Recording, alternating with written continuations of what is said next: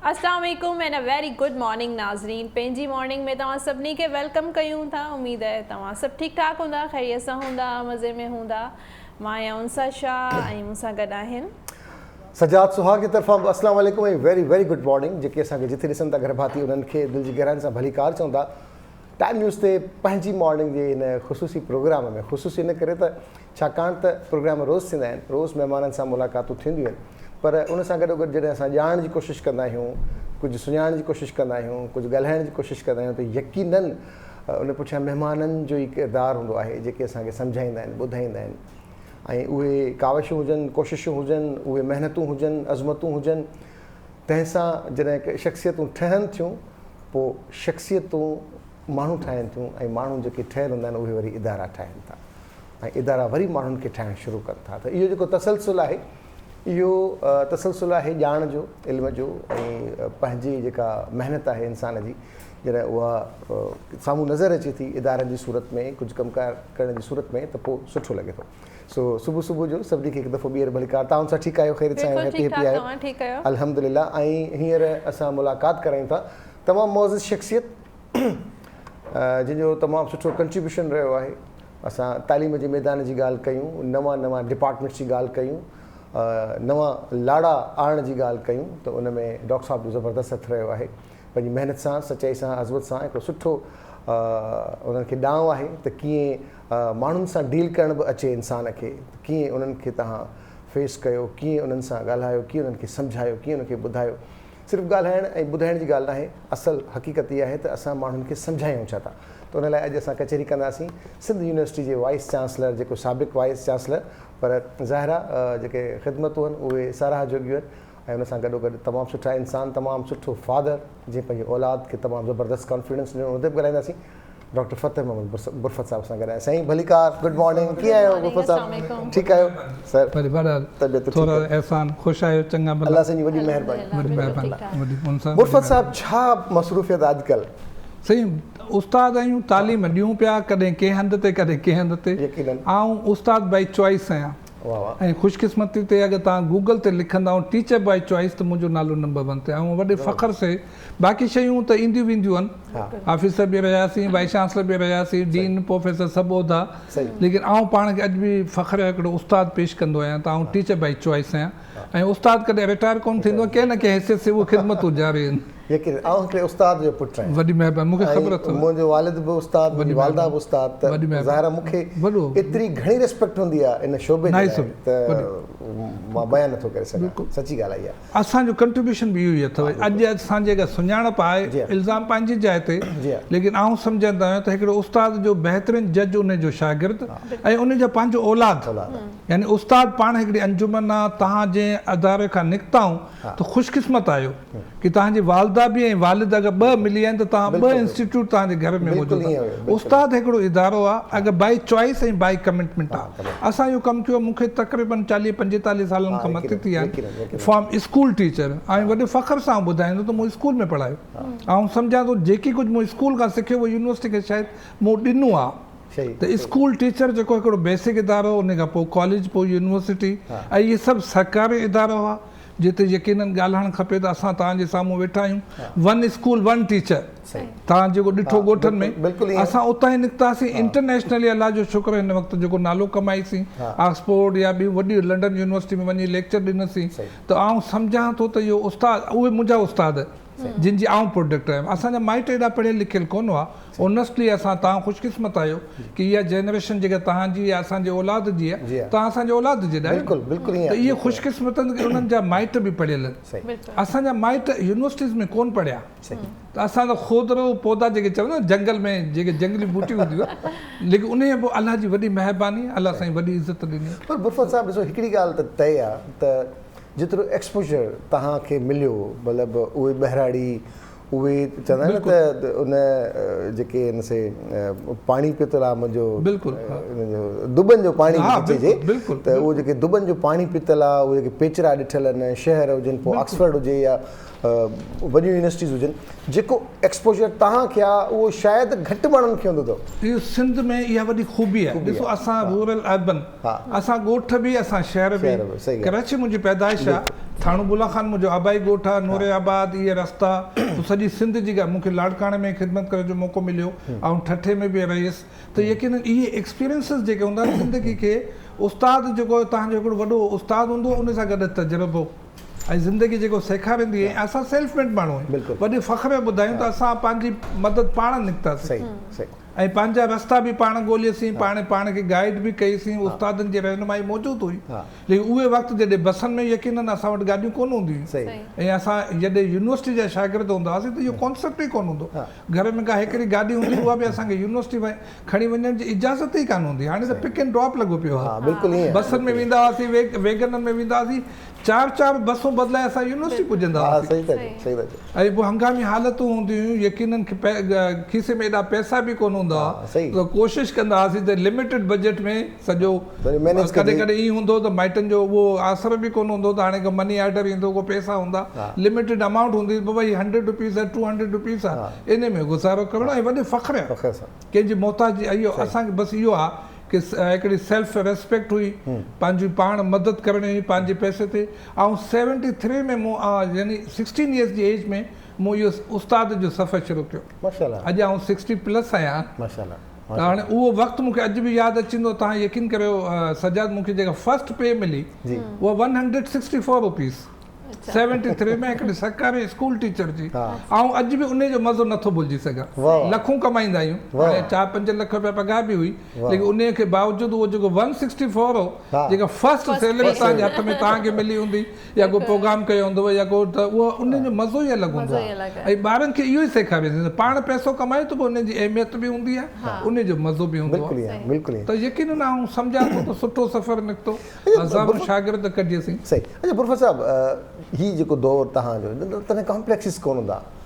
सभु गॾु हुया असां अक्सर चवंदा आहियूं त को वाइस चांसलर जो पुटु हुजे DC जो पुटु हुजे हारी जो हुजे टीचर जो हुजे सभु हिकिड़े बराबरी हाणे जॾहिं तव्हां ॾिसो था त असांजा इदारा मटिजी विया पाड़ा मटिजी विया डॉक्टर मटिजी विया स्कूल मटिजी विया किथे असां कंपेयर कंदासीं अॻियां काॾे वञूं पिया असांजूं राहूं हीअं हलंदे हलंदे अलॻि अलॻि थियूं ॾाढो इम्पोर्टेंट सुवालु आहे कि इहो थियो छा आहे कि मटीरियलिज़म जेका आई न माण्हू पोइते रहिजी वियूं शयूं अॻियां अची वियूं हाणे तव्हांजी आइडेंटिफिकेशन जेका आहे उहा तव्हांजी गाॾी तव्हांजो घर तव्हांजो लाइफ स्टाइल इहे मटीरियल शयूं जेके आहिनि उहे हालांकि वेस्ट में बि आहिनि लेकिन वेस्ट पंहिंजो जेको एजुकेशन सिस्टम आहे या उन्हनि जो पंहिंजो जेको लीगल सिस्टम आहे उन खे मेंटेन रखियो असां वटि उहे जेके रीतूं रस्मूं यानी मिसाल तौरु हिकिड़ी क्लास में वेहंदा हुआसीं तव्हां उन में DC जा ॿार बि हूंदा हुआ प्रोफेसर जो औलाद बि हूंदो हो क्लास हूंदी हुई सभु हिकु जहिड़ा हूंदा हाणे क्लास जेका कॉन्शियसनेस वधी वई आहे हाणे क्लास में मटिजी वई क्लास थी वई आहे ऐं उन जा कूड़ा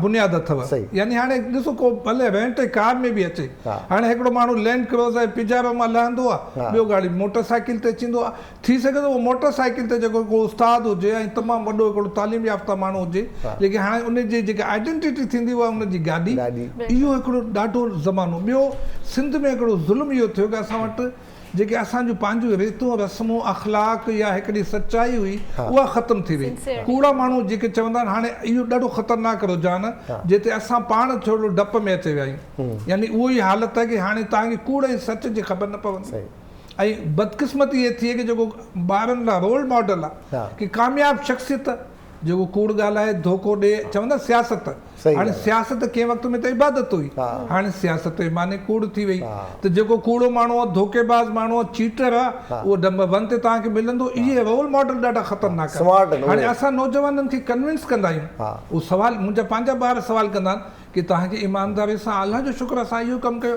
अॼु बि आउं उन घर में रहंदो या उन गाॾी में घुमंदो आहियां जेको 20 साल अॻु हुई ऐं मुंहिंजा हे पड़ोसी सुठी ॻाल्हि आहे जिते वेंदो आहियां हाणे तव्हांजे हिन में मुंहिंजो हिकिड़ो बिल्कुलु उहो ॿार वेठो जेको मुंहिंजे ॻोठ जो आहे आउं कोन सुञाणांसि चए थो नी सर उर्दू स्पीकिंग आहे मैं आपका पड़ोसी इहे ॿार असांजा गवाह त असांजी लाइफ स्टाइल उहो ई आहे लेकिन हाणे ॿारनि खे जवाबु ॾियणु मुश्किल थी वियो त बाबा हिकिड़ो सचो माण्हू आहे उहो ॾुखियाई में आहे उन ते इल्ज़ाम आहिनि, उन ते घणा जेके आहिनि, ऐं उहे माण्हू जेके ख़बरनि त करप्ट आहिनि, ऐं सभिनी खे ख़बर आहे बिलियंस में कमाइनि पिया। हाणे त का रियाज़ मलिक खां के पैसा वठे पियो, लिकल हाणे अॼु जी हिकिड़ी ओपन सोसाइटी आहे, का शइ लिकल कोन्हे। अॻे माण्हू को पैसो वठंदो न पुलिस वारो त बि हेॾे होॾा शर्मिंदा थींदो हुयो, हाणे त खुलम खुला पैसा वठंदा आहिनि, उन्हनि जा नाला चुपजंदा आहिनि, उन्हनि ते उहो फ़ख्रु महसूसु कंदा आहिनि। इहे रोल मॉडल ॾाढा ख़तरनाक थी विया। हाणे ॿारनि खे एजुकेट ॾियणु, हुननि खे सही रस्तो ॾेखारणु ॾाढो ॾुखियो थी पियो आहे। एजुकेशन सिस्टम जेको आहे उहो सिंध जो इम्प्रूव थियो आहे या काफ़ी हद ताईं उन में हुन ॿार जो पंहिंजो, मुंहिंजी हिन वक़्तु जेका उमेदु आहे उहो तव्हां आहियो कि अॼु सिंध जो ॿार जेको उनखे इहा ख़बर पइजी वई कि क्वालिटी एजुकेशन मयार जेको उहो तव्हांजे पंहिंजे अंदरि महिनत कंदा अॻिते वधंदा। इहा हिकिड़ी पॉज़िटिव शइ आहे कि सिंध जो ॿार जेको तव्हां हिते वेठा आहियो, सजाद खे अलाए केतिरो तव्हांखे ॾिसी ॾाढी ख़ुशी थींदी आहे, तव्हां जॾहिं ॻाल्हाईंदा आहियो त यकीन हिन माइक जे साम्हूं ॿियो माण्हू वेही कोन सघंदो न। हिकिड़ो ॾींहुं 2 ॾींहं तव्हांखे सिफ़ारिश ते त अचे सघो था, लेकिन जॾहिं तव्हां कंटिन्यू कंदा तव्हांजी पंहिंजी महिनत, तव्हांजी पंहिंजी जेका क्वालिटी क़ाबिलियत खपे, इहो सिंधी ॿार खे मैसेज के जेको क़ाबिल माण्हू हूंदो उहो सर्वाइव कंदो। कूड़ो माण्हू अॼु थी सघे थो उरूज ते वेठो हुजे, हुकूमत में वेठो हुजे, उहो वॾा वॾा उहिदा हुजनि, वधीक हली कोन सघंदो। त इन लाइ आख़िर में इन ॻाल्हि ते कन्विंस कंदा आहियूं कि पंहिंजी क़ाबिलियत खे तवजो ॾियो, महिनत करियो। ऐं तव्हां ॾिसो दुनिया में जिते बि अॼु सुबुह खां मैसेज ईंदा आहिनि, असांजा दोस्त कैनेडा में, तव्हांजा पंहिंजे सजाद, असां वेंदा आहियूं त असांखे आसानी इहा थींदी आहे कि अॼु पाण कंहिं होटल में कोन रहंदा आहियूं, को न को माण्हू एयरपोर्ट ते बीठो हूंदो आहे, त इहा असांजा सिंधी ॿार जेके उते वेठा आहिनि पाण सां मोहबत बि कंदा आहिनि, ऐं उन्हनि में असांजो मामूली कंट्रीब्यूशन आहे। कंहिंखे को सर्टिफिकेट ठाहे ॾिनसीं, कंहिंखे को रेफरेंस ॾिनसीं, कंहिंखे को गाइडलाइन ॾिनसीं, महिनत जे कई। ऐं तव्हांखे नाला ॿुधाए थो सघां, उहो इवन डिसेबल ॿार हुआ जेके अखियुनि खां अंधा हुआ, उन्हनि खे मुंहिंजे क्लास में उहे ॿार बि हूंदा हुआ जेके इवन ग़रीबनि जे सैनिटरी वर्कर जो हिकिड़ो ॿार अथव, ऐं नालो ॿुधायां तव्हांखे, अखियुनि खां अंधा पैदा थियो, यतीम खाने में पलियो, मूं हुनखे PhD कराए हिन वक़्तु ऑक्सफोर्ड में वञी लेक्चर ॾींदो आहे। त आउं सम्झां थो त इहो मैसेज इहो ई आहे कि अॼु जो ज़मानो मेरिट जो ज़मानो आहे, सिफ़ारिश जो ज़मानो ख़तमु थी वियो। पैसे जो यकीन आहे इहो बि ट्रांज़िशनल पीरियड आहे, इहा अहमियत ख़तमु थी वेंदी, कूड़ कूड़ थींदो, सच सच थींदो, ऐं दुनिया हले पई हज़ारनि सालनि सिंध क़ाइमु आहे। हा बिल्कुलु क़ाइमु रहंदी, इहो ईमान आहे असांजो। अच्छा, सिंध तां यादि आयो, सिंध यूनिवर्सिटी तव्हांजो हिकिड़ो बिल्कुलु चैप्टर रहियो, बिल्कुलु आइडिया तव्हांजी आइडेंटिटी रही, मतिलबु वॾे फ़ख्र कीअं वक़्तु रहियो, कहिड़ा बैरियर्स हुया, कहिड़ा ऑब्स्टिकल्स आया, कहिड़ियूं कॉन्ट्रोवर्सीज़ ऐं तव्हांजे हिन प्रोग्राम में ॿुधायां त मुंहिंजो जॾहिं I was the only one, तव्हांखे यादि हूंदो 2016 में मौजूदा जेको चीफ मिनिस्टर साहिबु साईं मुराद अली शाह, उन जे साम्हूं वेठो हुजां, ऐं वाहिद हुउसि, मुंहिंजो नालो कराची यूनिवर्सिटी में बि जेके टॉप लिस्ट हुई उन में शामिलु सिंधी यूनिवर्सिटी में। साईं मूंखां पुछो, साईं तव्हांजो नालो VC लाइ फर्स्ट टाइम के सिंधी जो नालो उन 3 माहनि में शामिल हो, जंहिंमें डॉक्टर अजमल साहब शामिल हो, आउं शामिल हुयुसि, ऐं मौजूदा वाइस चांसलर जेको कराची यूनिवर्सिटी में एडॉक ते आहे, त ॿिए पासे सिंध यूनिवर्सिटी में मुंहिंजो नालो।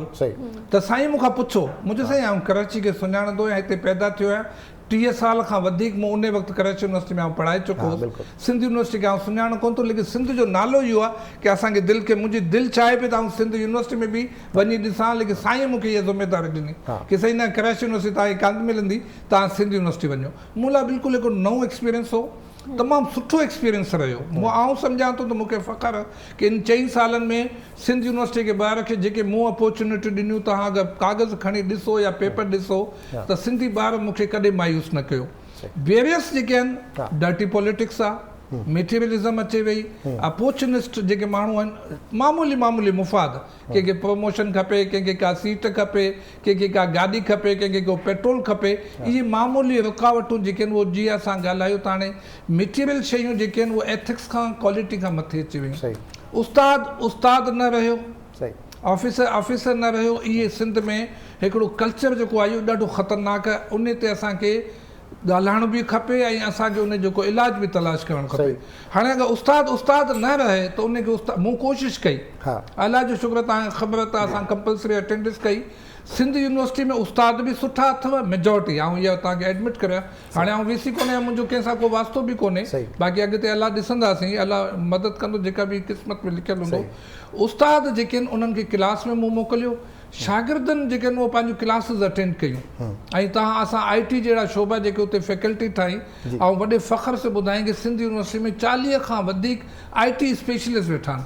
कमु वठण वारो माण्हू खपे, लीडरशिप जी कमी आहे, HODs आहिनि या डीन्स आहिनि, यकीननि जेके सीनियर्स माण्हू आहिनि ऐं उहो कमु न पिया कनि। हिकिड़ो 2 मिसालूं आहिनि ऐं तव्हांखे नालो ॿुधायां, हिकिड़ो ला जो असांजो वेठो अथव झमट मल साहब, अकेलो माण्हू आहे, ही इज़ 80+। झमट अकेलो वेहंदो आहे, 100% उते अटेंडेंस आहे, 75 खां घटि जंहिंजी अटेंडेंस हूंदी आहे उहो ॿार क्लास में कोन्हे।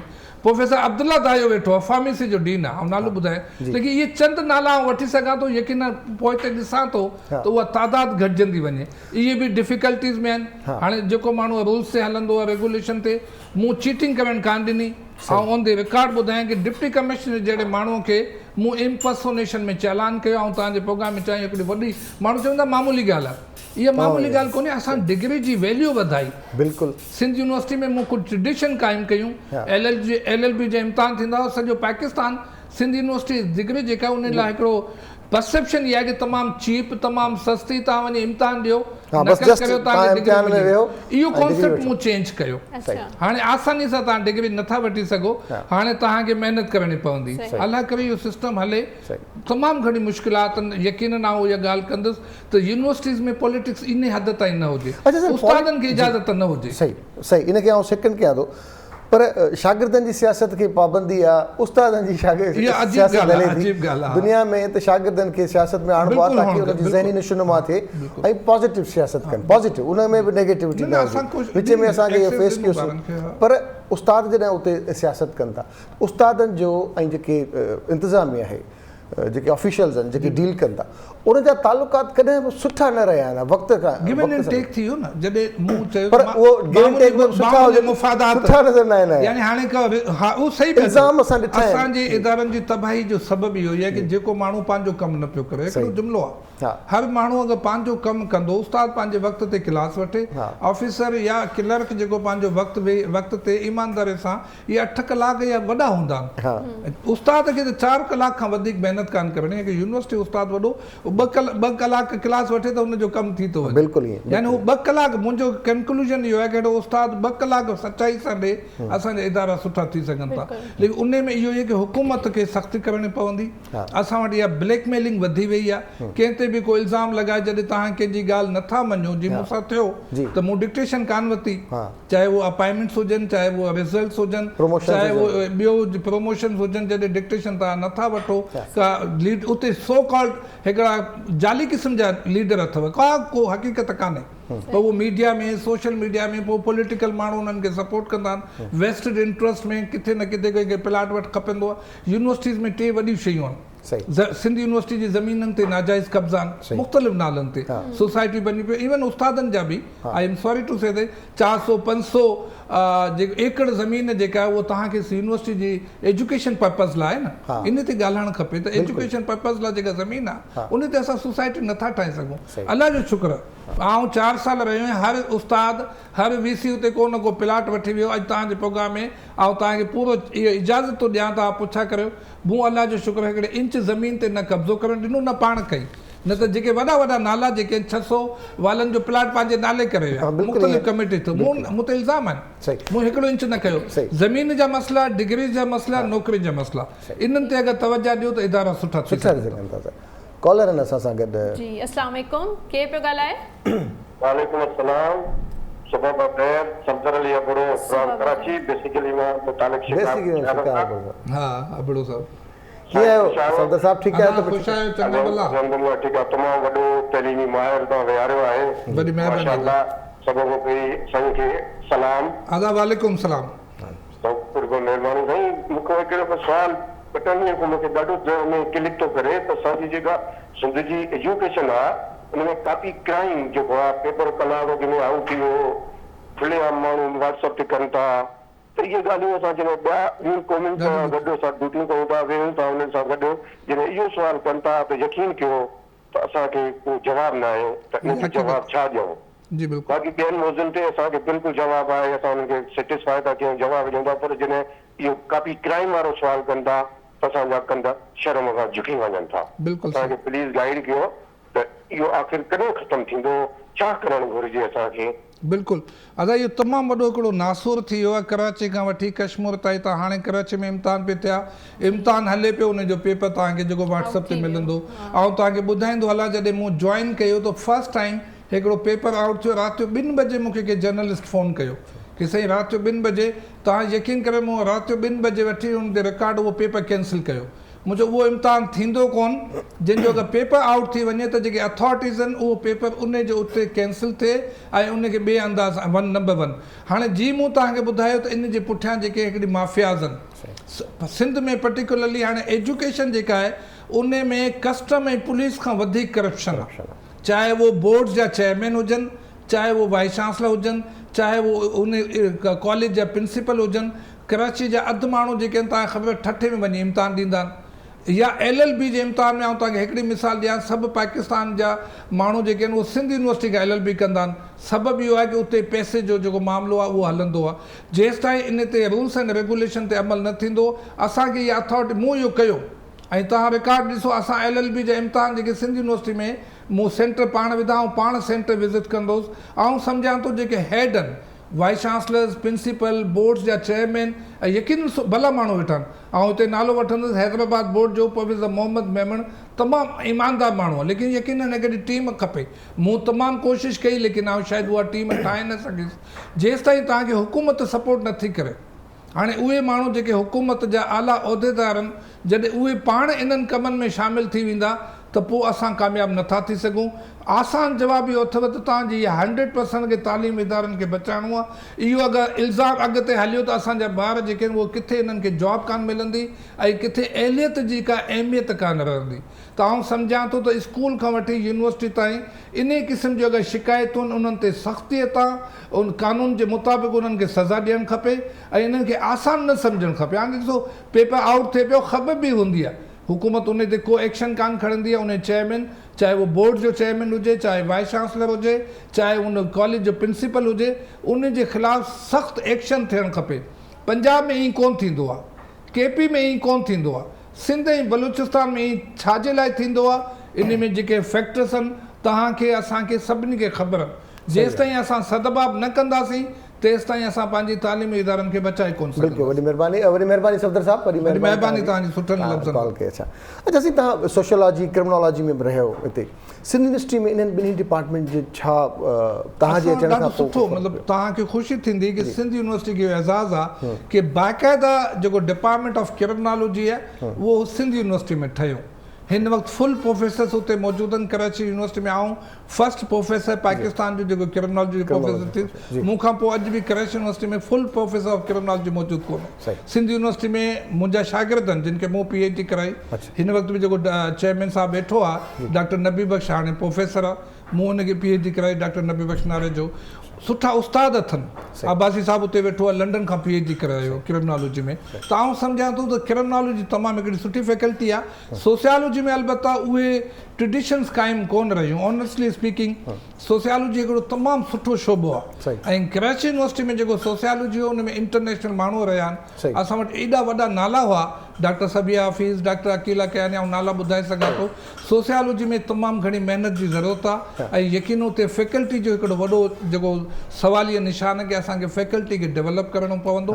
सेम क्रिमिनोलॉजी में तादादु वधीक आहे, यानी शागिर्दनि जी तादादु हिन वक़्तु क्रिमिनोलॉजी में सुबुह शाम तमामु वधीक पिया अचनि। शागिर्दनि जी तादाद जे मुताबिक़ उस्ताद मौजूदु कोन्हे, उहो यकीननि तवजह ॾियण जी ज़रूरत आहे। लेकिन आउं सम्झां थो ॿई शोबा जेको पंहिंजे लेवल ते कमु कनि पिया, लेकिन कंपेरेटिवली क्रिमिनोलॉजी तमामु हिकिड़ो सुठो शोबो आहे जेको तमामु तेज़ी सां अॻिते अचे पियो। अच्छा, जॾहिं इदारनि जी ॻाल्हि थिए थी त असां जेकॾहिं अॼोके ॾींहं ते साईं निसार अहमद सिद्दीकी साहिब खे विसारियूं त शायदि मुनासिबु न हूंदो। यूनिवर्सिटी जी ॻाल्हि करे त साईं हिकिड़ो माण्हू निकितो उतां, हिकिड़ो इदारे ठाहिण जी कोशिशि कई ऐं हींअर उनजी महिनतुनि सां IBS वॾो नालो आहे ऐं उहो हींअर प्रोडक्टिव आहे, माण्हू पैदा करे पियो सभु शइ। अहिड़ा इदारा असां वटि थोरा छो आहिनि साईं? अहिड़ा इदारा जेके असांजा ऑलरेडी ठहियल आहिनि उहे अगरि असां ॻाल्हि कयूं इंडिविजुअल जी त होॾा इंडिविजुअल हू पावरफुल रहियो पंहिंजे हिसाब खे, ॿिया जेके असांजा ठहियल ठुकियल इदारा आहिनि उहे छो नथा ओतिरा पावरफुल थी सघनि? सॼा जी तव्हां पाण ॻाल्हि कई कि हिकिड़ो मलाला चवंदी न, 1 man 1 pen 1 student 1 1% can change whole. हिकिड़ो इहो मिसाल मौजूदु आहे। बिल्कुलु मूं पंहिंजी क्रिमिनोलॉजी आबाद कई, सोशियोलॉजी कराची यूनिवर्सिटी में, सिंध यूनिवर्सिटी में 4 साल जेके ख़िदमत कयूं तव्हांजे साम्हूं। निसार सिद्दीकी जो वॾो नालो, यकीनन हुनखे भेटा पेश करण जो असांखे हर वक़्तु जॾहिं बि मौक़ो मिलंदो आहे, मुंहिंजो हिकिड़ो मेंटोर हो ऐं आउं सम्झां थो हुनजो वॾो कंट्रीब्यूशन आहे। असां वटि ॿिए जॻह ते बि आहिनि। ऐं तव्हांखे ॿुधायां सिंध यूनिवर्सिटी में बि बिज़नेस एडमिनिस्ट्रेशन जो ॾाढो सुठो शोबो आहे। इंतिज़ामिया जेका उन जो मसइला आहिनि, यानी HODs उहो कमु न कंदो आहे जेको करणु खपेसि। IT तमामु सुठो डिपार्टमेंट आहे सिंध यूनिवर्सिटी जो। IT जो तमामु बहितरीनु डिपार्टमेंट आहे। ईअं तव्हां फिज़ियोलॉजी असां वटि तमामु बहितरीनु डिपार्टमेंट आहे।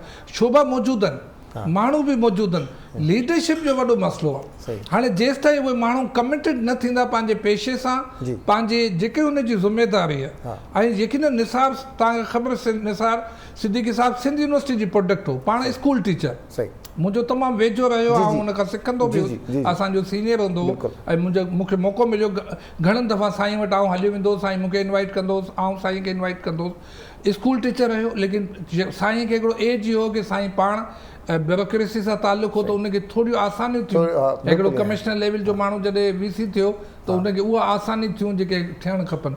लेकिन आउं सम्झां थो उहो कमिटेड माण्हू हो, उन कमिटमेंट मां असांखे सिखणु खपे। यानी उहे ॿार, उहे उस्ताद IBA सख में जेके पढ़ाइनि पिया, उहो मेजॉरिटी ॿार सिंध यूनिवर्सिटी में तालीम याफ़्ता आहिनि। तव्हां सभिनी खे सुञाणो, असांजा ग्रेजुएट आहिनि। हाणे उहे उते वञी सिस्टम आहे, सिस्टम छा आहे, टाइम जी पाबंदी आहे, क्लास ते हिकिड़ो सिस्टम बि आसान ॻाल्हि आहे। बिल्कुलु जी IBA कराची में हाणे उहा हालत कोन्हे। डॉक्टर अब्दुल वहाब जो नालो वठंदुसि, जे IBA सखर खे स्टार्ट कयो, उहो पहिरियों माण्हू जेको doctor Abdul Wahab wise chancellor बि थियो कराची यूनिवर्सिटी जो, IBA कराची यूनिवर्सिटी जो बानी सम्झो उन्हनि में शामिल हो। हाणे उहो हिकिड़ो माण्हू हो जंहिं IBA कराची यूनिवर्सिटी ठाही। इहे तव्हांखे इलाही इदारा मिलंदा। ऐं मोहम्मद अली शेख साहिब जो नालो वठंदुसि, हाणे मौजूदु कोन्हे, इन्हनि जा नाला वठणु खपनि। सिंध मदरसे खे स्कूल खां यूनिवर्सिटी ठाही, वॾो नालो त मोहम्मद, इहो मतिलबु एडमिट करणु खपे। असांजो मसइलो छा अथव कि असां माण्हुनि खे खुली तारीफ़ न कंदा आहियूं। जे माण्हू जेको कंट्रीब्यूट कयो आहे उन जो नालो वठणु खपे, उनखे यकीनन जेको भेटा ॾियणु खपे। असां वटि माण्हू मौजूदु आहिनि, सगा जो नालो ईंदो, तव्हां ॾिसो कुझु 2-3 नाला अहिड़ा अथव। सलमान, डॉक्टर सलमान शेख जो नालो अॼु ताईं हलंदो आहे। इहे अगरि सिंधी शोबे जो नालो ईंदो त तव्हांखे 2 नाला यादि ईंदा। त आउं सम्झां थो त उन्हनि माण्हुनि खे अॻिते आणिजे। असांखे rules and regulation, Nisar Siddiqui खे वॾो फ़ाइदो कि उनजे कम में इंटरवेंशन कान थी। मुंहिंजी अगरि तव्हां सम्झो या उहो पॉलिटिकल हुजे, उहो माफ़ियाज़ हुजे, छो असांजो कैनवस वॾो हो, हुन में इंट्रस्ट वॾी हुई। जी ज़मीननि ते कब्ज़ा, नकल ते सख़्ती कई त उहे सॼो हिकिड़ो थी वियो। ऐं उन में इहे सभु इदारा जॾहिं गॾिजी तव्हांजे ख़िलाफ़ु थी वञनि, तव्हां हिकिड़ो सुठो कमु जेको कंदा आहियो उहो बि नाकाम थी वेंदा आहियो।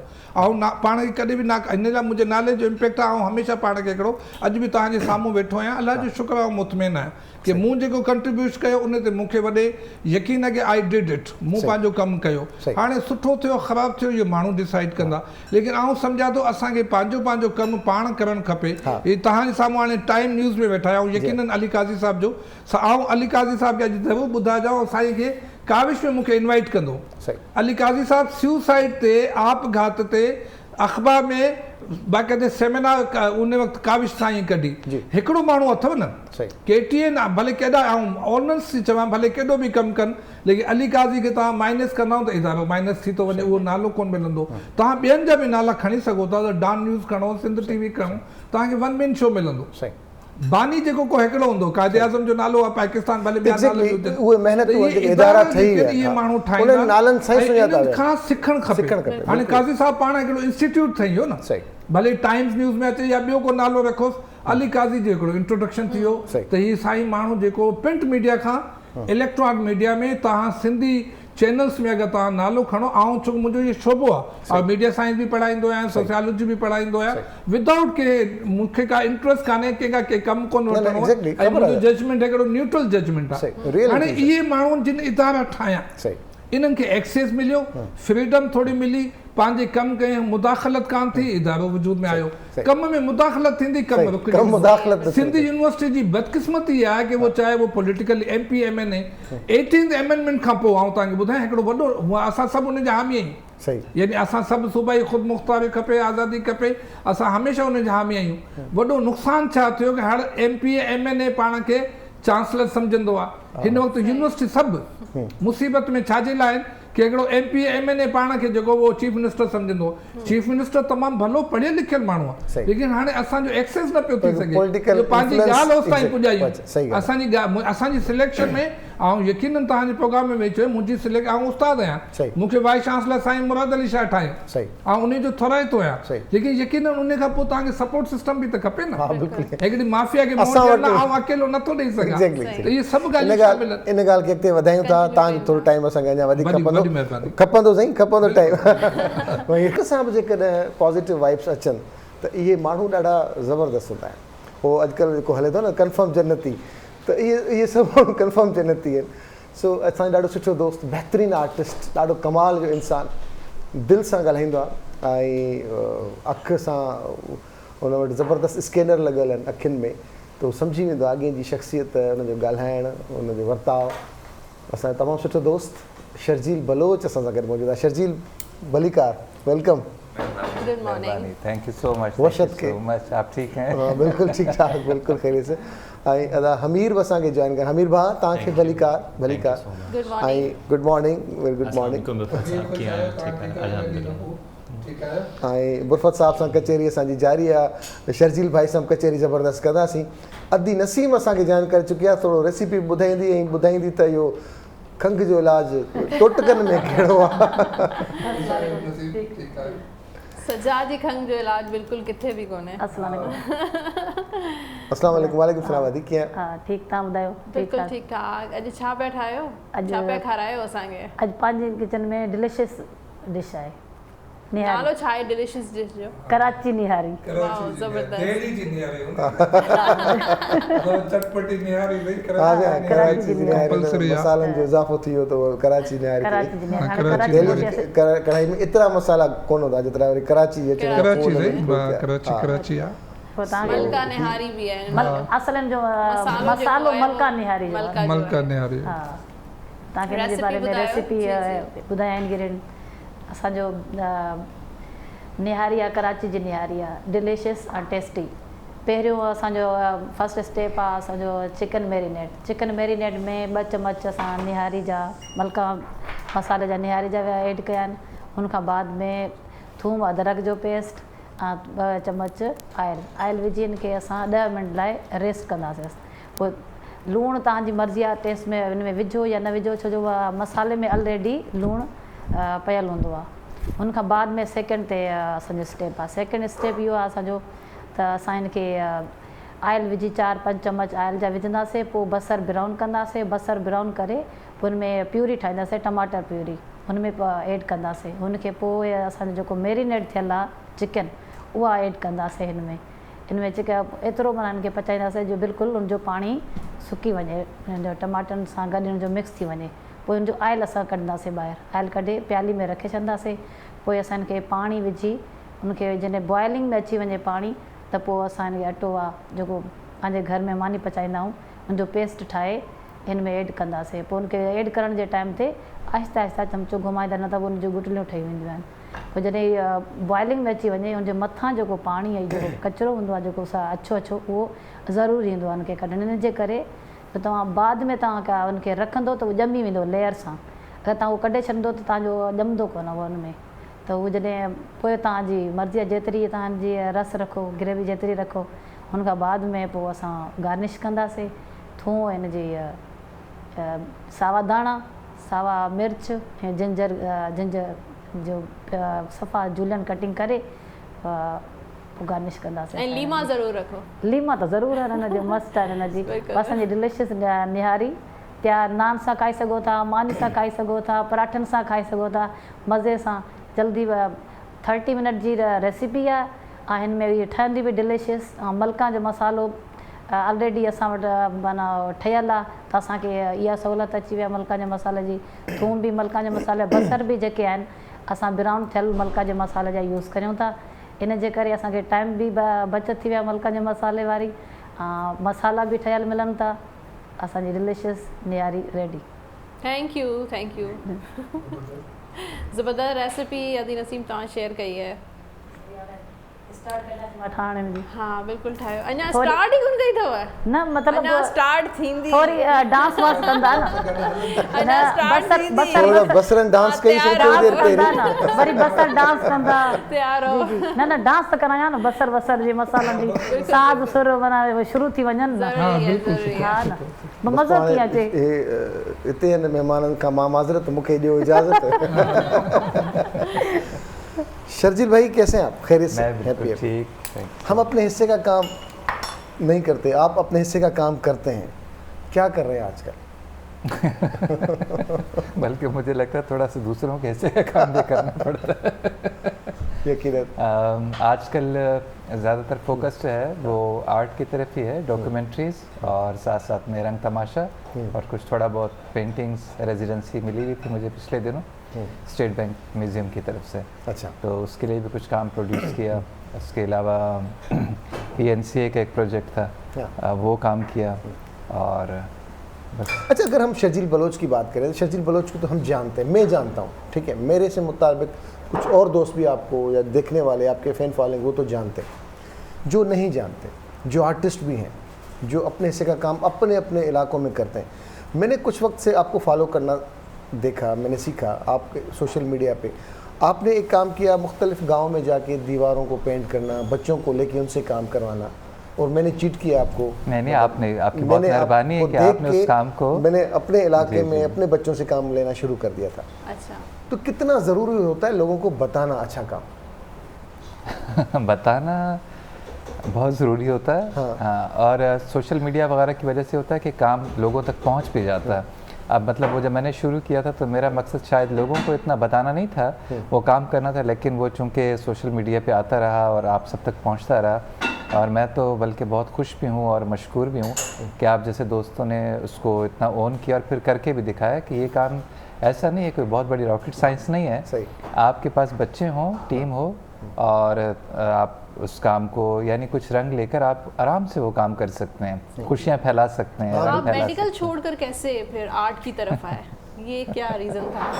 असल में रियलाइजेशन जो होती है ना ज़िंदगी में, वो अचानक हो जाती है। सही। मैं जब कोयटा से निकला था तो हाउस जॉब करने के बाद 1 साल प्रैक्टिस करने के बाद पीड्स में मैं जब कराची आया और कराची में एक बहुत बड़े इदारे में काम भी किया, तो वहाँ जाके फिर मुझे रियलाइज़ हुआ कि एक्चुअली मैं एक क्लिनिशियन नहीं हूँ। अच्छा, क्लिनिशियन के लिए बहुत ज़रूरी होता है कि वो उसको फेस करे, उस प्रॉब्लम को, जो पेशेंट की प्रॉब्लम है, उसका दर्द है, उसको फेस कर सके। सही, अब ये क्वालिटी मेरे अंदर नहीं थी। ओके, तो फिर वहाँ से मुझे रियलाइज़ हुआ कि मेरा जो पैशन है असल में बचपन से वो इसी तरफ था, आर्ट की तरफ, फिल्म मेकिंग की तरफ, पेंटिंग की तरफ।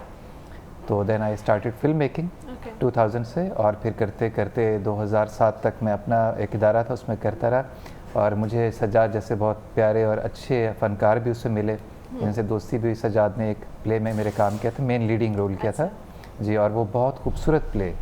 सज्जाद और आपके साथ हिना थी ना जी, और हमारे कोयटा से रफ़ीक शाद उसमें थे, और प्ले का नाम है गैरतमंद, आज भी है। और मेरे ख्याल में ऑनर किलिंग पे वैसा ज़बरदस्त काम अपनी मतलब प्रोडक्शन के हवाले से, सब्जेक्ट के हवाले से, परफॉर्मेंस के हवाले से जो उस वक्त बना था। डॉक्यूमेंट्री थी या? No, it was a short film, जो टेलीविज़न ड्रामा कह सकते हैं उसको, और वो PTV के जो ड्रामा, स्पेशल ड्रामा थे 2008 के, उसमें वो सिलेक्ट हुआ और मेरिट पे सिलेक्ट हुआ। क्योंकि मेरिट पे इसलिए क्योंकि जितने भी बाकी प्लेस थे वो तकरीबन 2-2 घंटे के थे, उनका जो ड्यूरेशन था 120 मिनट्स का। हमारा जो प्ले था वो 45 मिनट्स का था। सज्जाद ने उसमें लीडिंग रोल किया और वो कारा फिल्म फेस्टिवल में भी शामिल हुआ, और फिर वो खैर सफ़र चलता रहा।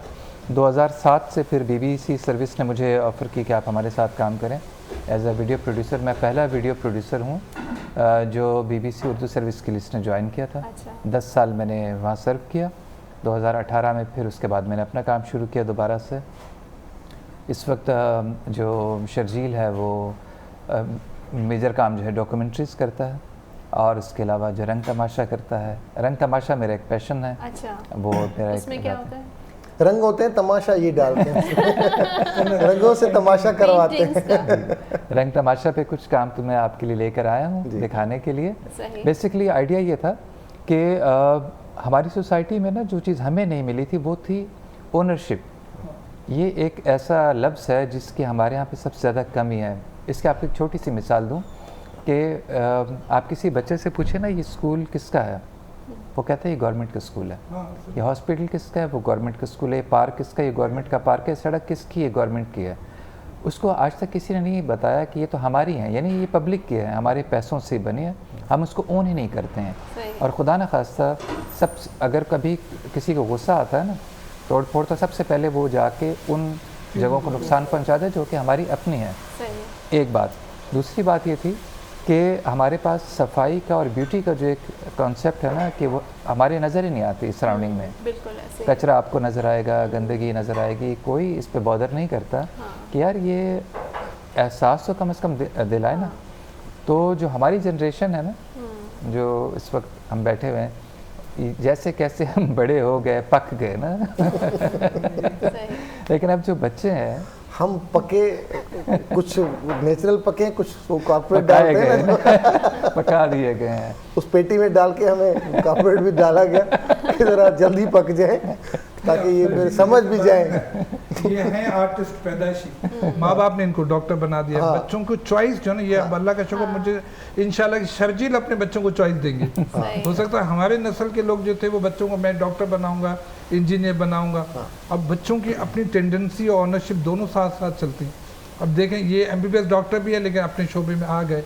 ये चॉइस बच्चों को देनी है, ये बच्चों को पैशन पैदा हो काम करने। तो वो जो एक सॉरी आप बात करें, आपका काम कुछ है जो आप लाए हैं, तो मैं कह रहा था कि वो हम स्क्रीन भी चलाएं और आप हमें गाइड भी करते जाएं। जी, ये जो आप देख रहे हैं विजुअल्स, ये कराची का एक इलाका है, इब्राहिम हैदरी। अगर इसको हम शुरू से थोड़ा सा ज़रा देखें वीडियो को, इसमें हुआ ये था कि मुझे ये कराची नेबरहुड इम्प्रूवमेंट प्रोजेक्ट का एक इदारा है जो उन्होंने मुझे ऑफ़र की कि आप हमारे साथ कुछ काम करें।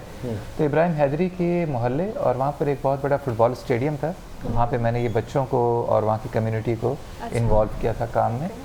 तो ये एक हफ्ते के अंदर ही वहाँ पे जो एक ट्रांसफॉर्मेशन आप देख रहे हैं स्क्रीन के ऊपर, बच्चों ने ही बनाया, ये हमने सिर्फ उनको ड्राइंग्स करके दी ड्रॉ और ये सब पेंट बच्चों ने किया।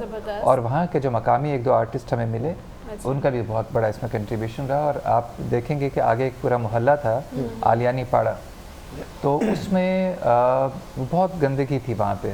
जब उनको बताया कि ये रंग तमाशा है और हम आपके साथ मिल के कुछ करेंगे, और ये खवातीन भी और ये कुछ कर रही हैं। बच्चियाँ, जी हाँ बिल्कुल। इसमें सबसे अच्छी बात ये थी कि पूरे मोहल्ले की बच्चियाँ निकल आई बाहर ना। उन्होंने जब देखा कि वाइट वॉश हो गया है और अब जो हमारे पास कलर्स भी आ गए हैं, तो उसके बाद तो ऐसे निकल के उन्होंने परफॉर्म किया कि वाकई मैं खुद भी हैरत ज़दा रह गया कि इतना पोटेंशियल है इनमें। सिर्फ आप उनको चांस दें आप उनको, आप देखें बिल्कुल। और वो खवातीन निकल के आई घरों से, और ये पेरेंट्स अपने बच्चों को लेके आए, सपोर्ट कर रहे हैं बच्चों। जी हाँ, तो बड़ा एक ये रियल। अच्छा बुरफत साहब, ये जो हिस्से जो कम आहे, असां पंहिंजे हिस्से जो कमु कयूं था या ॿियनि जे कम में टंगदा अड़ायूं त यार हिनखे हे कमु सुठो छो थो करे? न मां इहो ॾिसो, या इदारनि में मां इदारे जी इदारनि में इहो मौक़ो मिलणु खपे। हाणे शर्जील खे एक्सेस मिलियो, ॾाढी सुठी ॻाल्हि आहे। असां इहो कमु कम्यूनिटी डेवलपमेंट में किथे न किथे मूं लियारेज में इहो कमु स्टार्ट कयो। शर्जील जेको अॻिते वधाए पियो, इहा ऑनरशिप इहा कि कम्यूनिटी खे ऑनरशिप ॾियो। ऐं तव्हांखे हिकिड़ी मिसाल ॾियां, जीअं औरंगी पायलट प्रोजेक्ट आहे जी, कराची में हिकिड़ो ई प्रोजेक्ट आहे, शर्जील खे ख़बर हूंदी, डॉक्टर अख्तर हमीद ख़ान उन इहो कमु कयो हुते कि माण्हुनि खे चइबो भाई तव्हांजो पाड़ो आहे, तव्हांजो मोहल्लो आहे। इंटरवेंशन जेका थींदी आहे, इहे ज़्यादातर माफ़ियाज़ या वेस्टेड इंट्रस्ट आहे। असां वटि अकेले कमु करण जो मौक़ो कोन मिलंदो न। अगरि इहे जीअं शर्जील मिले पियो, इहो सॼी सिंध में मिले, बलूचिस्तान में मिले, त असां त गुलो गुलज़ार करियो। लोकल लीडरशिप हुजे, पॉलिटिक्स हुजे, वेस्टेड इंट्रस्ट माण्हू हूंदा। शर्जील जॾहिं उते पुॼंदो, कंहिं न कंहिं माण्हू जी इंट्रस्ट जेका मुतासिर थिए पई। डॉक्टर फतेह मोहम्मद जॾहिं VC थी वियो, यकीन इलाही माण्हू ख़ुशि बि थिया, इलाही माण्हू नाराज़ बि थिया। इन लाइ तव्हां जॾहिं चङो कमु या सुठो कमु कंदा आहियो त इंटरवेंशन थींदी। असांखे तयारु रहणु खपे कि कुझु न कुझु माण्हू तव्हांजे कम में खलल विझंदा। इहो सोसाइटी जी आदत आहे। हाणे जेको इनखे बर्दाश्त करे वियो, उहो कमु अॻिते कंदो आहे ऐं एप्रिशिएट कंदो आहे। इहे आइडियाज़ जेके आहिनि, असांजे ॿार पोटेंशियल आहिनि। हाणे तव्हां हिन डॉक्यूमेंट्री में जेके ज़्यादातर उहे ॿारनि आउं सम्झां थो शर्जील हिनखे तस्दीक कंदो कि majority of the girls they don't have access to the school. इहे नियाणियूं जेके तव्हां आलियानी पाड़े जी मूंखे ख़बर आहे इब्राहिम हैदरी हुजे असांजा सॼा पंहिंजा पाड़ानी हिते इन्हनि ॿारनि खे सुठो स्कूल बि कोन पियो मिले, लेकिन तव्हां ॾिसो उन्हनि खे एक्सेस मिलियो त इहे सिटी स्कूल खां सुठी पेंटिंग आहे जेका तव्हांखे ॾिसण में अचे पई न, त ॿारनि में ख़ुदादाद सलाहियतूं मौजूदु आहिनि, हुननि खे अपॉर्चुनिटी हिकिड़ो तव्हां ऑनरशिप उन में वधाईंदुसि त उन ऑनरशिप लाइ उनखे हिकिड़ी अपॉर्चुनिटी तव्हां ॾींदव त यकीननि कमु अॻिते वधंदो। यकीननि इन कम जी सॼे पाकिस्तान में हिन वक़्तु बि ॾिसो न असां जेको हीउ कराची शहर दुनिया जो तव्हां ख़बर 47 खां अॻियां beautiful city of the world आहे, अॼु dirty city of the world आहे, गैर महफ़ूज़ शहर अथव। सॼो गल्फ कराची महफ़ूज़ तरीन शहर, ये दुनिया का महफ़ूज़ तरीन शहर था, चाहे वो खारादार हो, मीठा दर हो, सदर हो, इम्प्रेस मार्केट हो, सोजा बाजार तक, मैं खुद इसका गवाह हूँ 60 साल का। ये बेहतरीन शहर था, इसलिए कि वो ऑनरशिप ख़त्म थी वई।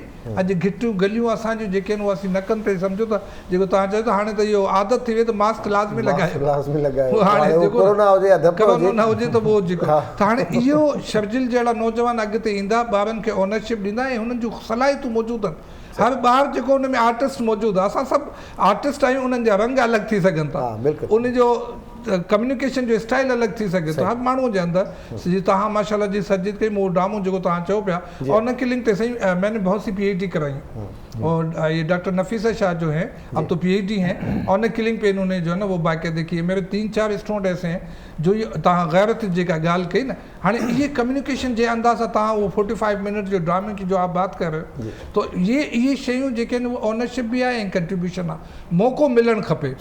त इन ॻाल्हि खे अॻिते इहो था वधायूं त शर्जिल जे ॿारनि खे मौक़ो ॾियो पियो, इहो मौक़ो मिले त ॿार ॾाढो सुठो कमु करे सघनि था। उहा यूनिवर्सिटी हुजे, स्कूल हुजे, असां इहा अपॉर्चुनिटी ॿारनि खे ॾिनी ऐं मुंहिंजे सिंधी यूनिवर्सिटी ॿारनि कमाल कया। तव्हां यकीन करियो 25,000 ॿार हिकिड़ी लाइन ते बीठा हूंदा हुआ, माण्हू हैरान हूंदा हुआ विदाउट एनी सिक्योरिटी। मूंखे डिप्टी कमिश्नर साहब ख़त लिखियो कि आप जो है ना ख़ुद ज़िम्मेदार है, मूं उनखे चयो मैं ख़ुद ज़िम्मेदार हूँ, यूनिवर्सिटी में कुछ नहीं होगा। अल्लाह जो शुक्र 4 साल में 20,000 25,000 शर्जिल सां मुंहिंजी मुलाक़ात न थी सघी, लेकिन सेफ हूंदो, ॿिया दोस्त ईंदा हुआ। तव्हां ॾिठो असां मेला लॻाया, असां मुक़ाबला कया, आर्ट जा मुक़ाबला कराया। आर्ट एंड डिज़ाइन आप ज़रूरु विज़िट कीजिएगा, सिंधी यूनिवर्सिटी जो बहितरीनु शोबो आहे ऐं सुठा आर्टिस्ट जहिड़ा हुते वेठा, त यकीननि असां वटि इहो आहे कि इन्हनि खे इंट्रोड्यूस करियो। ऐं यकीननि तव्हांजे प्रोग्राम खे चवंदुसि असां हुजूं न हुजूं, लेकिन शर्जिल बलोच साहिबु जेको इहो इन्हनि यूनिवर्सिटीज़ में वञे, आर्ट एंड डिज़ाइन में वञे, असां वटि तमामु सुठा शोभा मौजूदु आहिनि। असांखे अहिड़े नौजवाननि जी ज़रूरत आहे कि ॿारनि खे इन्वॉल्वमेंट आहे, बिल्कुलु त इहो हाणे थी वियो अपॉर्चुनिटी, ऑनरशिप, इन्वॉल्वमेंट। तव्हां यकीन करियो ॾाढो पॉजिटिव रिज़ल्ट। बिल्कुलु ईअं, बिल्कुलु ईअं।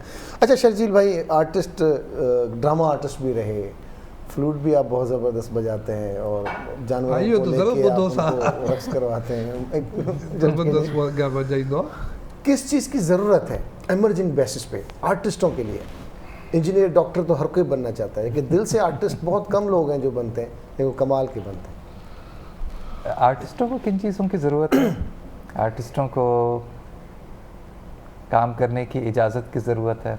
जैसे प्रोफेसर साहब ने कहा, क्या कमाल का जुमला है, इजाज़त जो है ना, बिल्कुल उनको मौके चाहिए, एप्रिसिएशन चाहिए, और उनको अच्छा जो सोचते हैं, जो वो करना चाहते हैं, अगेन उसके लिए एक ग्राउंड चाहिए, और उनको खुद भी अपना उनको अपने लिए एक नियत भी चाहिए काम करने की, कमिटमेंट। बिल्कुल हाँ, क्योंकि नियत जो है ना बहुत काम करती है। आर्ट में भी मैं अक्सर दोस्तों से कहता हूँ कि यार आर्ट जो है बराए आर्ट जो है ना वो भी ठीक है, लेकिन आर्ट बराए ज़िंदगी, आर्ट फॉर लाइफ जो है ना, आपके आर्ट से लोगों की लाइफ को कितना फ़ायदा मिल रहा है, लोगों की ज़िंदगियों में कितनी बेहतरी आ रही है। इसके मैं आपको एक थोड़ी सी एक्सप्लेन करूं कि देखें, आर्ट के अंदर जो पिछले वक्त के जो लोग थे ना, उन्होंने अपने आर्ट के अंदर बहुत ज़्यादा इसनाफ क्रिएट की, इम्प्रेशनिज़म, एक्सप्रेशनिज़म वगैरह वगैरह वगैरह वगैरह, और नई नई टेक्निक्स उन्होंने की। सब कुछ अच्छा है, ज़रूरी भी है, जैसे साइंस के अंदर तरक्की होती चली जाती है, आर्ट में भी। मगर उस आर्ट से अगर लोगों की ज़ात को फ़ायदा मिलता है तो वो एक बड़ा काम हो जाता है। लोगों की सोच में कोई अच्छी तब्दीली आती है, लोगों के रवैयों में कोई मुस्बत तब्दीली आ रही है, तो फिर आपका आर्ट है उसका लेवल कुछ और है। आप ये इंडिविजुअल करते हैं या किसी की सपोर्ट के साथ करते हैं? अभी तक तो सिर्फ मुझे दोस्तों की सपोर्ट मिली है, और कुछ ऐसे इदारे हैं जिस तरह से मैंने फिर नाम लूँगा, द सिटीज़न फाउंडेशन, उन्होंने 2 मरतबा मुझे इनवाइट किया कि आप आए हमारे पास। वहाँ पे हमने काम किया है पिछले साल भी और कोविड वाले साल में भी, यानी 2020 की स्टार्ट में उन्होंने मुझे फंडिंग भी की। और बाकी ये है कि मैं अभी तक उसमें हूँ, कोशिश में हूँ कि जो बड़े कॉर्पोरेट इदारे हैं वो हमारा हाथ थामें। और मैं तो बल्कि 2-4 मरतबा कह भी चुका हूँ कि हमें मौका दें, हम उनका ब्रांड एम्बेसडर बन के बहुत ज़्यादा जो छोटी छोटी बस्तियाँ हैं, मतलब वो सिंध, पूरा बलूचिस्तान और इस तरह से जो हमारे बहुत रिमोट एरियाज़ हैं, वहाँ पे हम जाएं और वहाँ पे हम जाकर लोगों की ज़िंदगियों में रंग भरें और उनका भी हम पैगाम लेके ऐसे बच्चे हैं जो वाकई इस फील्ड में इंटरेस्टेड हैं या क्रिएटिव हैं, तो उनको आगे बढ़ाना चाहिए, उनको सपोर्ट करना चाहिए।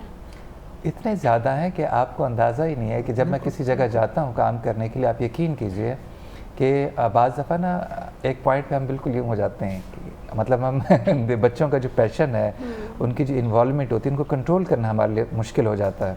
50-50 बच्चे जब एक दफ़ा आपके सराउंडिंग में होते हैं ना और कहते हैं कि सर मेरी बारी है, और वो मतलब वो एक इतनी एनर्जेटिक एक फील होती है उस वक्त कि जब मैं वापस आता हूँ ना, मुझे लगता नहीं कि मैं थका हूँ। वो बच्चों की एनर्जी मैं लेकर के आता हूँ, बहुत ज़्यादा एनर्जी है बच्चों में, उनके अंदर पोटेंशियल बहुत ज़्यादा है। हमें सिर्फ थोड़ा सा उनको टाइम और थोड़ी सी तवज्जो देनी है। अच्छा बुरफा साहब, असांजो जेको टैलेंट है, असां जेकॾहिं ॻाल्हि कयूं सिंध यूनिवर्सिटी जे हवाले सां, त सिद्धवंगी साहब सुठो कमु कनि पिया, ॿिया बहितरीनु कमु कनि पिया, पर अञा केतिरे बहितरीनु करण जी ज़रूरत आहे असां? ॾिसो, जीअं तमामु सुठी ॻाल्हि शर्जिल कई, एक्सेस एंड अपॉर्चुनिटी। यकीन करियो असांजा ॿार ॾाढा टैलेंटेड आहिनि। जीअं तव्हां अॻु में ॻाल्हि कई, असांजे माहौल में शुरू में जीअं तव्हां ॿुधायो न, जंहिं माहौल में असां पैदा थिया आहियूं, असांजे ॿार खे इहा एक्सेस मौजूदु आहे। हू ॻोठ बि ॾिसंदो आहे, बाग़ बि ॾिसंदो आहे, नदी बि ॾिठाई, नाला बि ॾिठाई, जानवर बि ॾिठाई। हाणे हुनखे जेको प्रेज़ेंटेशन लाइ हिकिड़ो एक्सेस खपे। आउं सम्झां थो अॼु बि स्कूल खे तवजो ॾियण जी ज़रूरत आहे। जीअं साईं ॿुधाए त इहे उन्हनि ॿारनि खे इहा आज़ादी खपे। असां छा कंदा आहियूं, ॿारनि खे लिमिट कंदा आहियूं कि हीअ कमु करिणो आहे, ईअं न आहे। हर ॿार जी टेंडेंसी अलॻि आहे। को ॿार आर्टिस्ट थो बणजणु चाहे, को ॿार इंजीनियर थो बणजणु चाहे। तव्हां यकीन करियो असांजी इहा हिन क़ौम जी, जेका आउं सॼी पाकिस्तान जी ॻाल्हि करियो, लेकिन पर्टिकुलरली सिंध ऐं बलूचिस्तान जिते हज़ारों सालनि जी तहज़ीब आहे, उन मां माण्हू सिखंदो आहे। असीं जेके कुझु अॼु वेठा आहियूं वॾनि जा मोहताज आहियूं, इहा अकोमुलेटिव विज़डम आहे, जेके आउं हिकिड़ो लफ़्ज़ चवंदो आहियां, आप सम्झते होंगे। त हाणे इहा हज़ारनि सालनि जी विज़डम अॼु शर्जिल जी शिकिल में, तव्हांजी शिकिल में, असांजी शिकिल में मौजूदु आहे। इहा हिकु ॾींहुं या हिकिड़ो माण्हू न आहे, इहा सदियुनि जी पैदावार आहे। इन खे एक्सेस तव्हां ॾियो, असांखे यकीन कयो कॾहिं तव्हांखे मायूस न कंदा।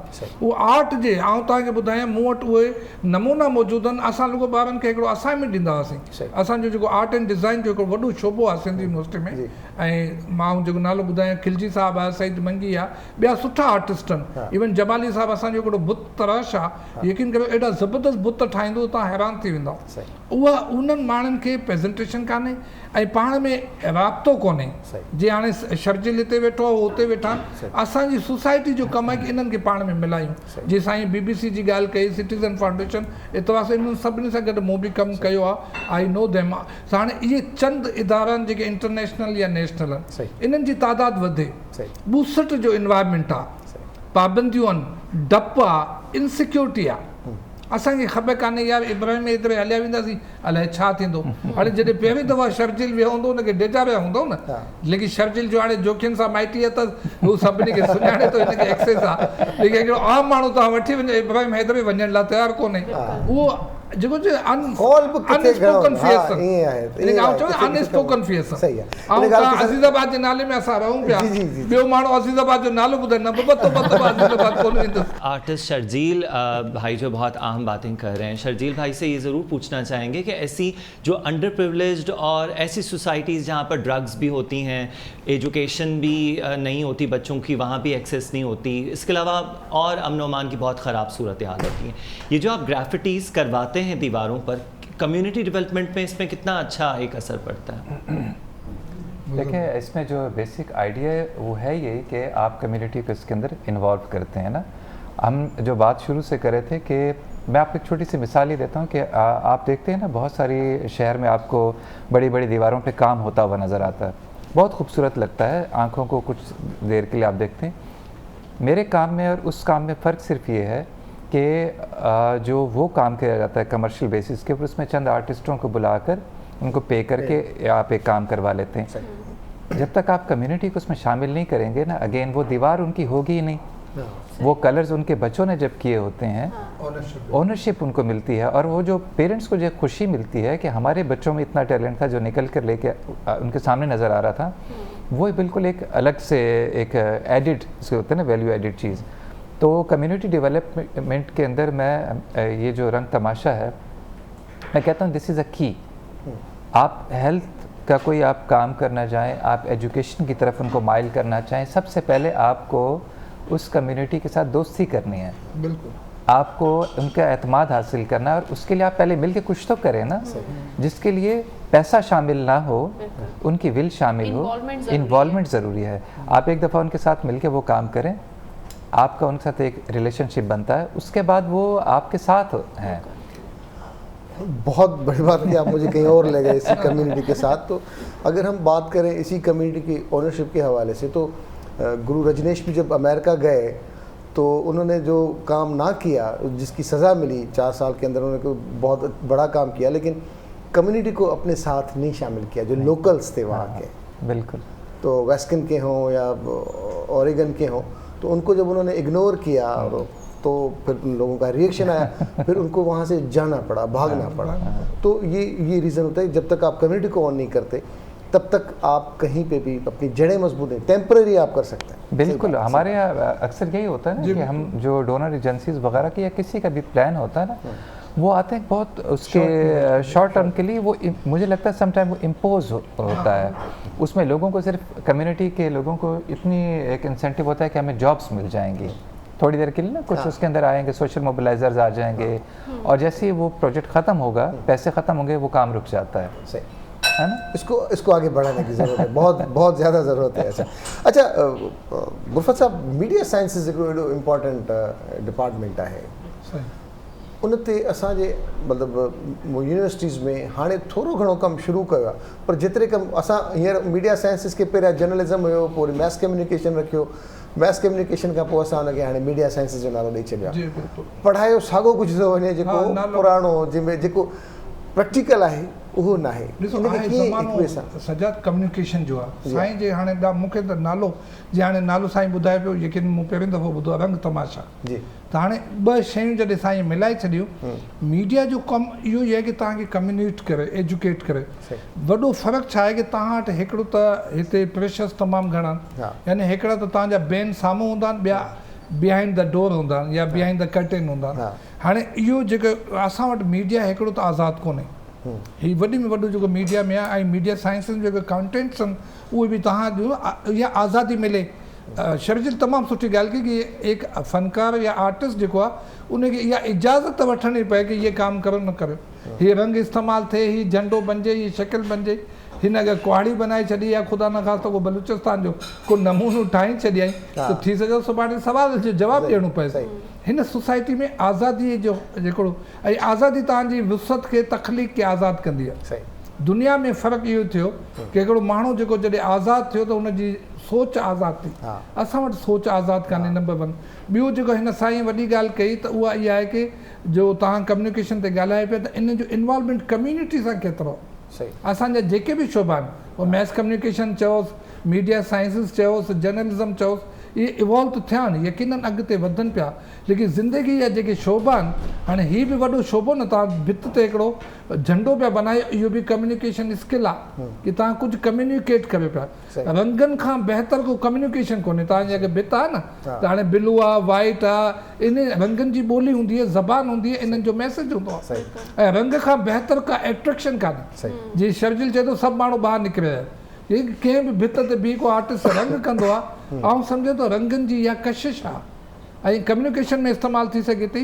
इन ते कमु करण जी तमामु घणो ज़रूरत आहे कि मीडिया साइंस में, ऐं ख़ासि तौरु असांजा हाणे जेके जर्नलिस्ट आहिनि, तव्हां ॾिसो एसोसिएशन बणिजी वियूं। वेस्ट पाकिस्तान में थियो इहो आहे कि मटीरियलिज़म जी वजह सां हर शइ पैसे सां गॾिजी वई।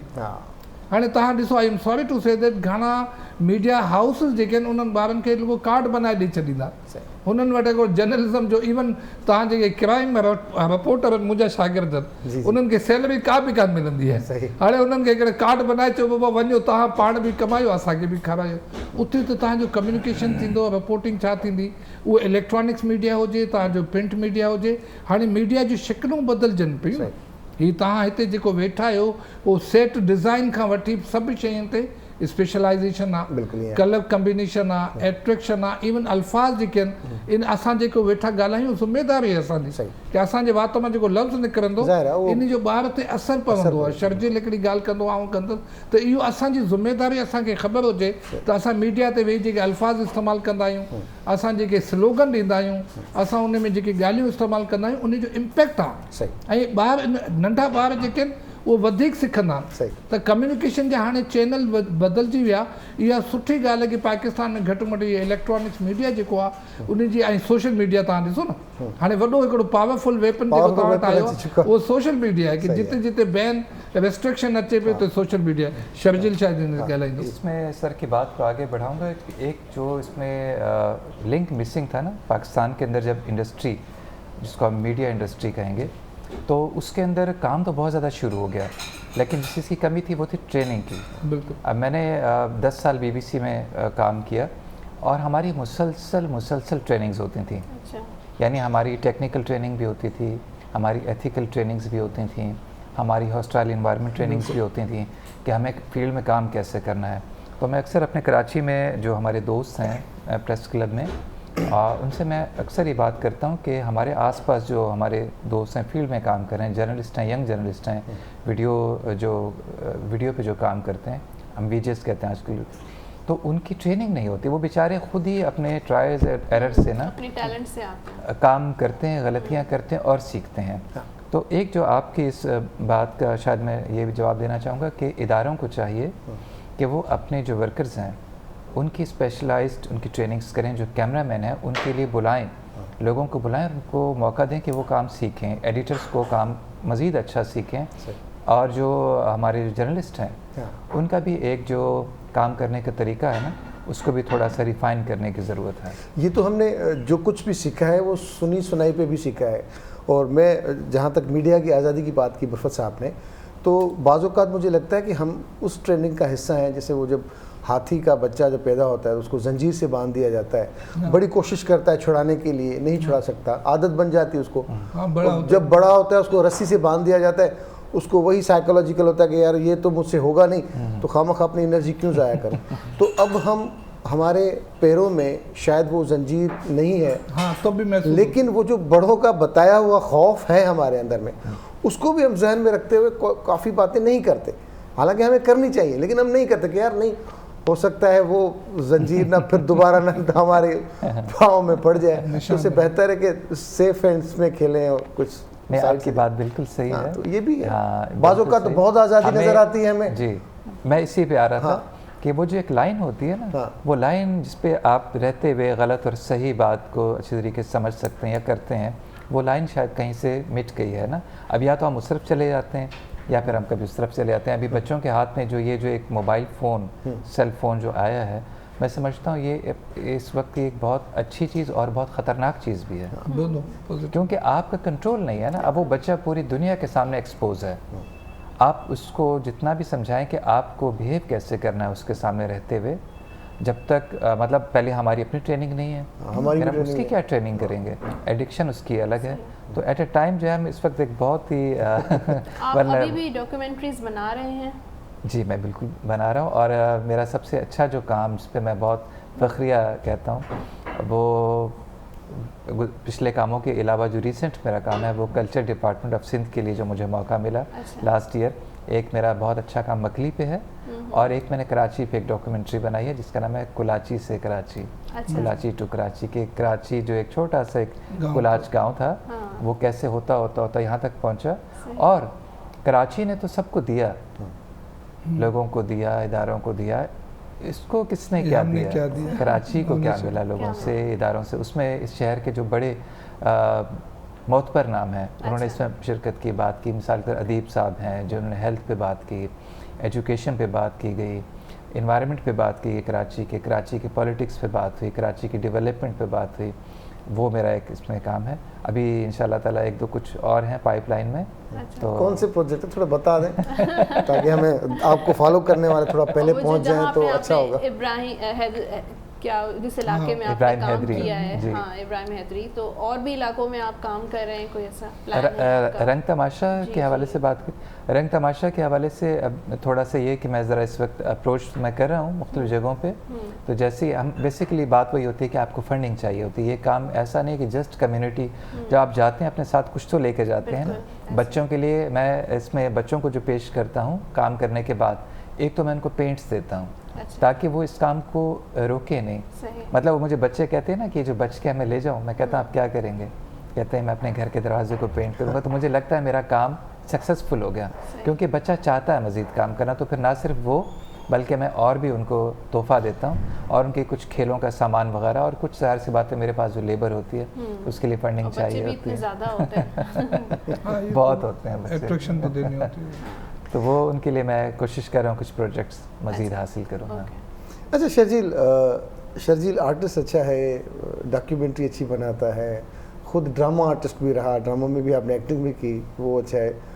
बेस्ट पार्ट क्या है शर्जील का? सेटिस्फेक्शन के लिहाज से, अगर मैं परफॉर्मेंस के लिहाज से तो मुझे नहीं पता कि मेरा वो तो देखने होती वाला तो मज़ीद ड्रामे मिलते आपको तो बस वो तो समझ जाए आप तो वो प्रोड्यूसर डायरेक्टर छोड़ते नहीं है उसे आर्टिस्ट को नहीं, उसमें तो ये हुआ कि वो जो मेरा एक ट्रैक था ना कि अच्छा भला काम करते हुए फिर एक दफ़ा जर्नलिज्म की तरफ चला गया। मैं फिर वही कहाँ पकड़े हम तो हाँ, किन लोगों में ढूंढे पहले ये भी बता दें। एग्जैक्टली मेरा मसला भी वही है कि मैं किसी एक जगह पे तो टिकता नहीं हूँ ना, डॉक्टर वो करके मुझे लगा कि नहीं। तो 2007 में जब मैं BBC जा रहा था तो सब ने मुझे कहा कि यार तुम मतलब कहाँ ये वो, और अच्छा भला तुम्हारा काम, कहाँ तुम फिल्में बना रहे हो और उसके बाद तुम्हारा। तो मैंने कहा कि नहीं यार मुझे वो चीज़ भी ज़रा थोड़ी मैं चेक खाऊँ, थोड़ी सी ज़रा देख लूँ। तो आपने पूछा कि मैं कहाँ बेस्ट वो ना, वो तो लोग बताते हैं आपको कि आपका ये काम बहुत ज़्यादा अच्छा है या आपका म्यूज़िक वाला अच्छा है। मुझे हर वो काम करने में मज़ा आता है जो मेरे लिए चैलेंजिंग हो, और कोई मुझे कह दे कि तुमसे नहीं होगा ये तुमसे नहीं होगा, फिर मुझे कहता है ओके अब देखते हैं। तो मुझे पेंटिंग में बहुत मज़ा आता है, मुझे एक्टिंग में बहुत मज़ा आता है। अगर मुझे अच्छा एक वो मिल जाए, स्क्रिप्ट चैलेंजिंग हो और डायरेक्टर समझ वाला हो, तो मुझे बहुत मज़ा आता है। वैसे भी दो तरह के लोग होते हैं ना, एक वो होते हैं जो पूरी ज़िंदगी में एक काम करते हैं, और एक वो होते हैं जो एक ज़िंदगी में पूरे काम करते हैं सारे काम करने की। आपको पता है मेरे पास एक कहानी है और वो इसी फिनोमेना के ऊपर है जो आपने बात की ना, आपने बिल्कुल सही किया, और उसका नाम है गुलाम छोटू। मैं इस मुझे ज़िंदगी कभी मौका मिला तो मैं ये फिल्म भी ज़रूर बनाऊंगा कि उसका कहना यही है कि एक ज़िंदगी मिली है आपको, आप ये किस चक्कर में पड़ गए कि मुझे मास्टर बनना है, मुझे एक शख्स मास्टर बनना है ना। आपके सामने जो चीज़ आते हैं वो सब आपके लिए आप करते जाएं, आप अपना हिस्सा देते जाएं, हिस्सा डालते जाएं। ये जो कायनात का कारखाना है ना, मुझे लगता है कि इसमें आप कोई भी अमल अच्छी नीयत से करें, दिल से करें और बेहतरीन उसको वक्त देना, वो रजिस्टर हो जाता है, वो रजिस्टर हो जाता है और फिर आपको उसके रिजल्ट्स मिलते हैं। वैसे भी जो भी आप अमल करते हैं उसका कोई ना कोई तो नतीजा होता है। बिल्कुल है, बिल्कुल हर अमल का तो एक नतीजा है, बिल्कुल है। तो हम करते हैं। तो बहुत अच्छा लगा हमें बात करते। दिल्ली चाह रहा होता, लेकिन हम टीवी वालों की जो मजबूरी होती है, आपसे बेहतर कौन जानता है, टाइम की पाबंदी होती है। बातें तो कोई, हमें तो पैसे मिलते ही बातों के आप तो बहुत अच्छी बातें करते हैं। तो आपसे हम सिर्फ आप सुनते हैं, हम तो सुनकार है ना यहाँ पे बैठे हुए, तो हम सुनते हैं।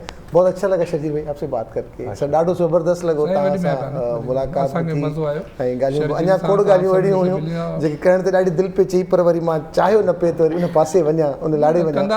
हर माण्हुनि जा पंहिंजा पंहिंजा ज़ाविया थियनि था ॿुधण जा, सोचण जा। सो इंशाअल्लाह ताला मुंहिंजी उमेदु आहे त उन ते पाण थोरो खुली ॻाल्हाईंदासीं। जेके शयूं बाद में कॉन्ट्रोवर्सी चइजनि, बाद में उनखे हर्डल्स चइजनि, ऑब्स्टिकल्स चइजनि, पर उन ते ॻाल्हाइणु खपे त उहो ढकु हटंदो त धप ख़तमु। ज़ाहिर ॻाल्हि आहे, मां सम्झां थो इहो ओपननेस हुजणु खपे, मुख़्तलिफ़ हुजण जी। असांखे इहो कल्चर डेवलप करणु घुरिजे। बिल्कुलु ॻाल्हाइणु खपे। असां ऐं शर्जील जेको चऊं पिया, जी जी, असांजो पॉइंट ऑफ व्यू थी सघे थो ॿियो कंहिंजो ॿियो point ॿियो of view हुजे, हुजे, उहो- I उनखे मौक़ो usually मिलणु say, खपे, बिल्कुलु। I agree to disagree. हा, असांखे agree to इहो disagree. एक्सेस ॾियणो आहे यकीनन सर, इहा यकीनन। असांखे अॻिते वधाइणो यकीनन, आहे यकीनन। वरी महिरबानी मुफ़त साहब, महिरबानी ॾाढो तव्हांखे मज़ो आयो तव्हां सभिनी से ख़ासि तौर वरी महिरबानी। तव्हां सां सभिनी सां मिली हमीद ॾाढो बाजी मज़ो बि आयो। महिरबानी न्यूज़ अपडेट में असांखे अपडेट रखंदा आहिनि, हा, ॿुधाईंदा आहिनि छा थो ॾाढो थिए, सुठो आहे। ॿाहिरि निकिरो त थोरो ख़्याल सां। ऐं अॼु त निहारी बि सिखी आहे कीअं पचंदी आहे अरोमा समेत। अदी नसीम जी महिरबानी, ज़बरदस्त निहारी अॼु ठाही। अदी नसीम तव्हांजी महिरबानी। मुंहिंजी महिरबानी ऐं आयुसि तव्हांजी हा, महिरबानी सभिनी जी आयो। महिरबानी। इन सां गॾु असांजो जेके प्रोग्राम जो वक़्तु पुॼाइणी ते हाणे पतो। वरी मिलंदासीं सेम टाइम ते। अल्लाह हाफ़िज़।